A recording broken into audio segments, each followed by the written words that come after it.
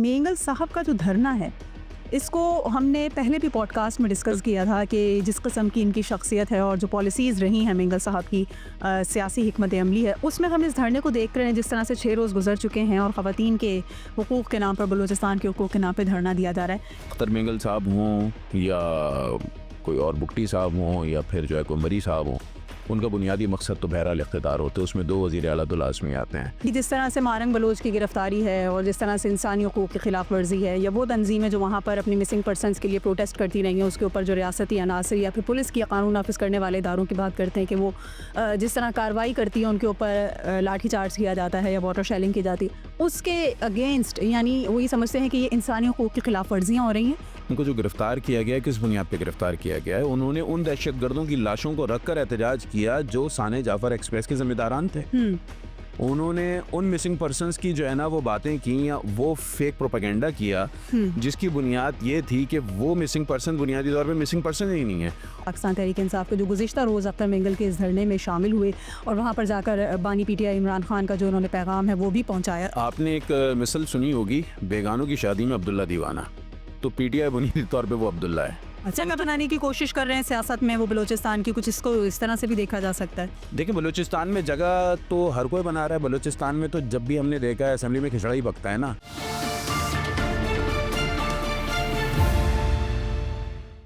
अस्सलाम वालेकुम, एंगल 360 के एक और पॉडकास्ट के साथ मैं हूं आपकी मेज़बान समीन नवाज़। अपने आज के इस पॉडकास्ट में हम बात करेंगे बलूचिस्तान में BNP के इंतज़ाम में ज़ेर इंतज़ाम जो अख्तर मेंगल की क़यादत में धरना दिया जा रहा है और जिसके लिए कहा जाता है कि 6 रोज़ से ज़ायद के दिन गुजर चुके हैं और इस वक्त मुज़ाकरात भी हुकूमत से हुए इस धरने को ख़त्म कराने के लिए, लेकिन इसमें फ़िलहाल कोई कामयाबी नज़र नहीं आई है। आज भी एक मुज़ाकराती सेशन हुआ, लेकिन इस धरने को ख़त्म कराने में इस मुज़ाकराती सेशन को नाकामी का सामना करना पड़ा। गुज़िश्ता रोज़ हमने देखा कि पाकिस्तान तहरीक इंसाफ के रहनुमा भी इस धरने में शमूलियत इख्तियार कर चुके हैं और जिसके बाद ये इम्कान जाहिर किया जा रहा है कि इस धरने में पाकिस्तान तहरीक इंसाफ की शमूलियत से शायद बलूचिस्तान में कोई नई सियासी हिकमत अमली तय होती हुई नजर आ रही है। सवाल ये पैदा होता है कि अख्तर मेंगल के जो मुतालबात हैं क्या वो वाकई दुरुस्त हैं, जायज़ हैं, या रियासत अगर उनको मुल्क दुश्मन अनासर की कोई साजिश करार दे रही है तो उसका क्या रीज़न है। इस पर हम कुछ बातचीत करेंगे और इसके लिए हमारे साथ मौजूद हैं senior anchor person Ali Abid. कैसी है समीन? ठीक ठाक है, अल्लाह का शुक्र। ये बताइएगा, मेंगल साहब का जो धरना है, इसको हमने पहले भी पॉडकास्ट में डिस्कस किया था कि जिस किस्म की इनकी शख्सियत है और जो पॉलिसीज़ रही हैं मेंगल साहब की सियासी हिकमत अमली है, उसमें हम इस धरने को देख रहे हैं जिस तरह से 6 रोज़ गुजर चुके हैं और ख़वातीन के हुकूक़ के नाम पर, बलूचिस्तान के हुकूक़ के नाम पर धरना दिया जा रहा है। क्या हिकमत अमली नज़र आ रही है? देखिए, मेंगल साहब हों या कोई और बलूचिस्तान का सियासतदान हो, वो अपने आप को तब कौमी धारे में रखते हैं जब वो हुकूमत में होते हैं। मौजूदा अगर CM बलूचिस्तान की भी बात कर लें तो उनका भी एक शॉट जो है वो बड़ा मशहूर हुआ था, क्लिप, जिसमें वो कह रहे थे कि बलूचिस्तान के लोगों को हुकूक नहीं मिल रहे, लेकिन वो इख्तिदार में जाता है तो हुकूक मिल जाते हैं। खैर, ये तो एक दूसरी बात रही। अब आपने बात की अख्तर मेंगल की कि वो चाहते क्या हैं, तो अख्तर मेंगल साहब हों या कोई और बुगटी साहब हों या फिर जो है कोई मरी साहब हों, उनका बुनियादी मकसद तो बहरहाल इख्तिदार होता है। और बलूचिस्तान में हमने माजी में भी यही देखा है कि कोई भी CM जो है वो अपना टेन्योर कंप्लीट नहीं कर पाया है। यानी कि अगर 5 साल की कोई भी सूबाई हुकूमत रही है तो उसमें 2 वज़ीर आला तो लाजमी आते हैं। तो अब चूँकि एक वज़ीर आला को लगभग 1 साल से थोड़ा ज़्यादा हो गया है, 2.5 साल कंप्लीट होने वाले हैं। हाँ बिल्कुल, नहीं 2.5 साल तो नहीं, अभी 1.25 साल हुआ है, तो कोशिशें अगर अभी से शुरू होंगी तो 2-2.25 साल बाद तब्दीली आ ही जाएगी।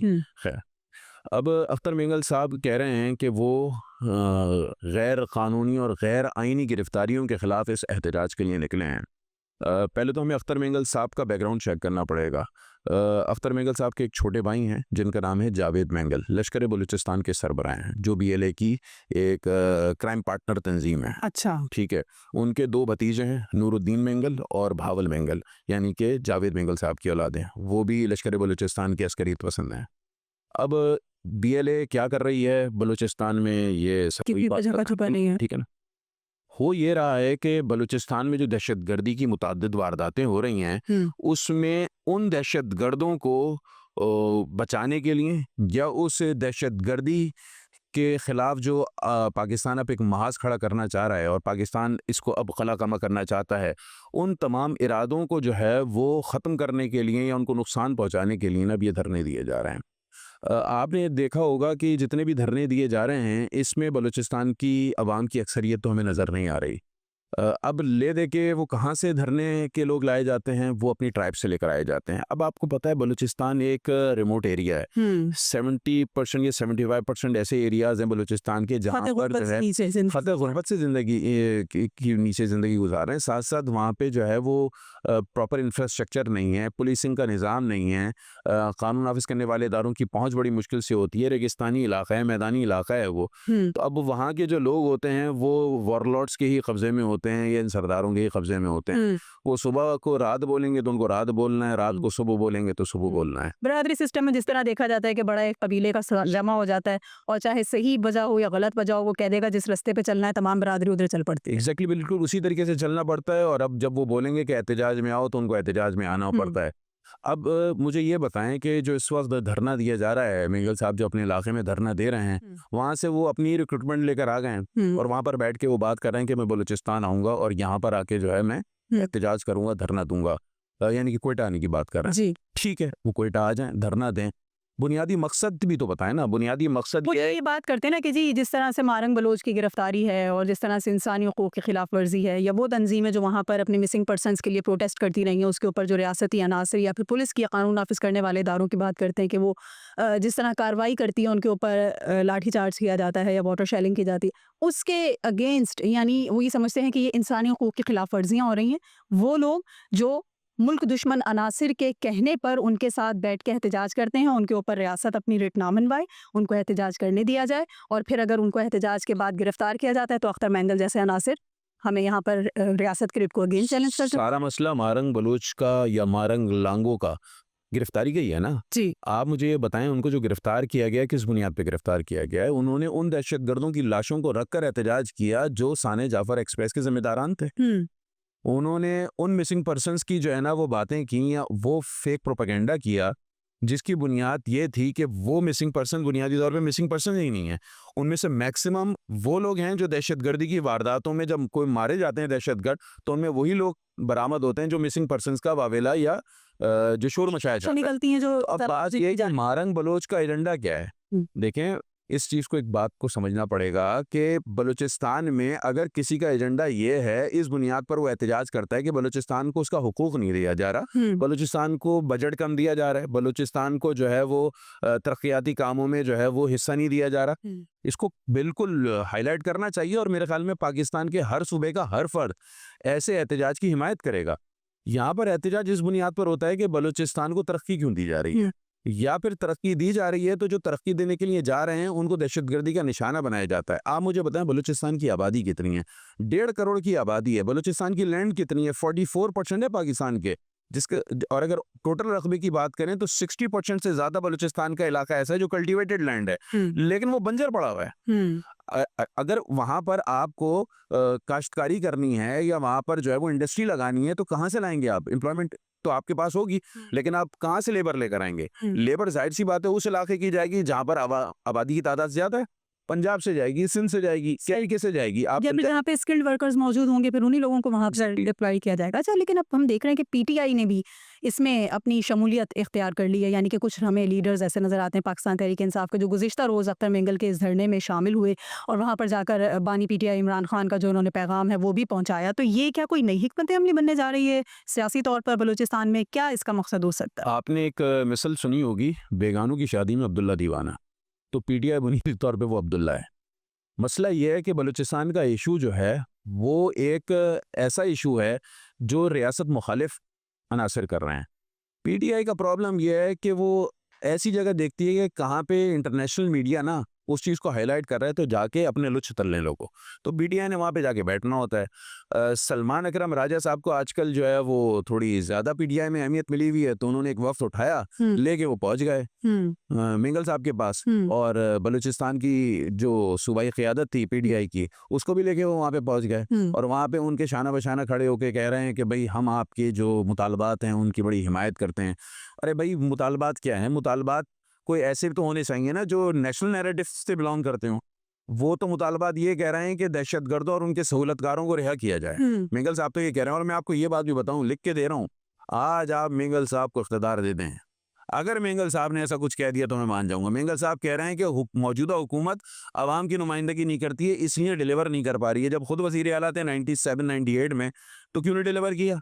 इसका मतलब है उस वक्त भी आपकी नुमाइंदगी नहीं थी। उस वक्त किसने बनाया? हर मामला आप इस्टेब्लिशमेंट के ऊपर डाल देते हैं। तो अगर इस्टेब्लिशमेंट ने हुकूमत बनाई है मौजूदा, तो आपको वज़ीर आला भी फिर इस्टेब्लिशमेंट ने बनाया होगा। तो बलूचिस्तान का हर लीडर अपने आप को कौम परस्त अपोजिशन में बनाता है, और जैसे ही वो इख्तिदार में आता है तो वो नेशनल लीडर बन जाता है। और मसला ये भी है कि आपस में रिश्तेदारियां भी बहुत हैं। मरी कबाइल ने जो है वो मेंगल्स में शादी की हुई है, मेंगल्स ने मरी में शादी की हुई है, तो आपस में रिश्तेदारियां भी बहुत हैं। तो BLA तो अब एक वो इकट्ठ बन गया है ना सबका। जिसने बलूचिस्तान की आज़ादी की नाम पे जंग लड़नी है, वो पूरा का पूरा जो है ना वो सेटअप लेके चल रहे हैं। अब बलूचिस्तान की जो बात कर रही है PTI की, तो PTI ने क्या करना है, वो एक लोकल इशू है, वो हाईलाइट आपको लास्ट टाइम जगह बनाने की कोशिश कर रहे हैं सियासत में वो बलूचिस्तान की, कुछ इसको इस तरह से भी देखा जा सकता है। देखिए, बलूचिस्तान में जगह तो हर कोई बना रहा है। बलूचिस्तान में तो जब भी हमने देखा है असेंबली में खिचड़ा ही पकता है ना। 2 सीटें नून लीग को मिल गई, 3 सीटें पीपल्स पार्टी को मिल गई, 1-2 सीटें PTI को मिल गई, और मैक्सिमम हमने ये देखा है जिसकी फेडरल गवर्नमेंट होती है उसकी बलूचिस्तान में सूबाई हुकूमत होती है। बलूचिस्तान में मैंने तो नहीं देखा, मेरी 41 साल की ज़िंदगी हो गई है, मैंने अपनी ज़िंदगी में ऐसा नहीं देखा कि बलूचिस्तान में कभी सिंगल पार्टी की जो है वो हुकूमत बनी है। हमेशा से इत्तेहादी हुकूमत ही बनी है, क्योंकि जाहिर सी बात है अपना वहाँ पे बरादरी सिस्टम बहुत ज़्यादा स्ट्रॉन्ग है, सरदारी सिस्टम बहुत ज़्यादा स्ट्रॉन्ग है। अब कोई एक लीडर मेंगल साहब खड़े हो जाए तो मरी उनको तो वोट देंगे नहीं, वो तो अपने मरी कबाइल के लोगों को वोट देंगे। इसी तरीके से बुक्की लोग अपने लोगों को वोट देंगे। सही। अच्छा, इसमें इस वक्त हमें रियासत की क्या हिकमत अमली नज़र आ रही है? क्योंकि हुकूमत की सतह पे अगर हम बात करते हैं तो हुकूमत तो मुज़ाकरात कर रही है। हालांकि देखा जाए तो जो मुतालबात इस वक्त अख्तर मेंगल के हैं, जिस पर धरना दिया जा रहा है, वो ऐसे हैं नहीं कि उसको बातचीत के जरिए या डायलॉग के जरिए सॉर्ट आउट या सॉल्व किया जा सके। तो अब रियासत की क्या हिकमत अमली होगी? क्योंकि हम ये देख रहे हैं कि उन्होंने पास जहाँ पे वो बैठे हुए हैं वहाँ से उन्होंने कोयटा जाने का इंदिया दे दिया। कोयटा भी वही जगह है जहाँ प्रेस क्लब के बाहर प्रोटेस्ट हो रहा था इससे पहले महारंग बलोच का। अब ये भी एक नफरी लेके कोयटा पहुंचने की कोशिश कर रहे हैं। तो क्या कोयटा पहुंचने से पहले कुछ रोकने की कोशिश की जाएगी या फिर पहुंचने के बाद कोई तरीका इख्तियार किया जाएगा? देखिए, जाहिर सी बात है जो भी गवर्नमेंट होती है वो कोशिश तो ये करती है कि किसी भी तरीके से जो है ना वो जितने भी ये जो प्रोटेस्टेंट होते हैं वो आएँ, उनको जो है ना वो मुंतशिर किया जाए। क्योंकि जाहिर सी बात है रेड जोन में अगर ज़्यादा बड़ी तादाद में लोग चले जाते हैं तो वहाँ पे एक सबसे बड़ा मसला ये हो जाता है, लॉ एंड ऑर्डर की सिचुएशन ख़राब हो सकती है। फिर आपको ये भी पता है कि कोयटा वैसी दहशतगर्दों का भी वहाँ पे नफाज नजर आ, तो सूबाई हुकूमत अपने तौर पर ये कोशिशें तो कर रही है। लेकिन आपने साथ साथ कहा कि रियासत क्या चाहती है, तो मेरे ख्याल में आप ये कहना चाहती हैं कि सिक्योरिटी इस्टेब्लिशमेंट क्या सोच रही है। देखिए, सिक्योरिटी इस्टेब्लिशमेंट मुझे जो बज़ाहिर लगता है कुछ अरसे पहले तक वो वेट एंड सी की पॉलिसी आई थिंक मेरे ख्याल में उनकी थी। लेकिन अब जब से ये क्लियर नैरेटिव आ गया है कि सॉफ्ट स्टेट से अब हम हार्ड स्टेट में जा चुके हैं, तो मेरे ख्याल में पिछले कुछ दिनों से आपने देखा होगा कि दहशतगर्द बड़ी तेज़ी से जो है ना वो पाकिस्तान की सरहदों को अबूर करके भाग रहे हैं। और अब इतलात ये भी आ रही हैं कि दहशतगर्दों की जो महफूज ठिकाने थे और पनाहगाहें थी उनको जो है वो निशाना भी बनाया जा रहा है और बहुत तेज़ी से कलाकमा भी किया जा रहा है। अफ़गानिस्तान के जो ये तालिबान हैं ये भी अब इंसान के बच्चे बन जाएंगे आने वाले दिनों में। बाकी हमारे पड़ोस के दीगर ममालिक भी जो है जो बलूच मिलिटेंट हों या हमारी ये खवातीन से कुछ सबक सीखते हुए ये भी जो है ना इनको जो जो सपोर्ट कर रहा है या कोई सेफ एरिया दे रहा है, सब के सब जो है वो इंशाल्लाह ताला बहुत जल्द आने वाले वक्तों में हम देखेंगे कि इंसान के बच्चे बन जाएंगे। अगले 3 से 4 माह बड़े अहम हैं। आप ये देखेंगी कि बलूचिस्तान में मुख्तलिफ ये कौम परस्ती का जो चूरन बेचते हैं जितने भी लीडरान, ये आपको इस तरीके के धरने भी देते हुए दिखेंगे, एहतजाज करते हुए भी दिखेंगे। होना वाना कुछ नहीं है।